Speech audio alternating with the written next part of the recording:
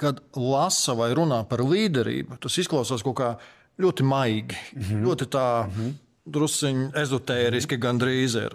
Līderis var būt, un viņam vajag būt arī stingram, striktam.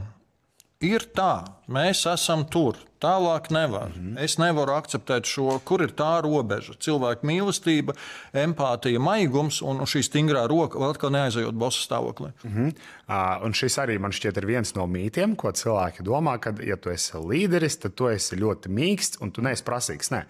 Arī mana komanda ļoti labi zina darbā, kad ja ir kaut kādas lietas, kur mums ir noteikti termiņi, laiks vai kaut kādas lietas netiek izdarītas korekti, es varu būt arī, piemēram, prasīgs. Skaidrs, es vienkārši ievēroju cieņu. Es nepacelšu balsi, no manis nenāks rupji komentāri, nenāks nosodoši komentāri. Drīzāk es veidošu konstruktīvu sarunu, bet es atļaušos dot atgrieznisko saiti par to, kas nav ok. Šeit es teiktu, ka runa ir par veidu, kā tu komunicē. Vai tas joprojām ir ar cieņu? Kas ir tavs nodoms? Nodoms ir nosodīt, jo kāds kaut ko nav izdarījis, norāt, salamāt un tā tālāk, vai tomēr nodoms ir labi, cilvēks ir kļūdījies vai nav izdarīts laikā.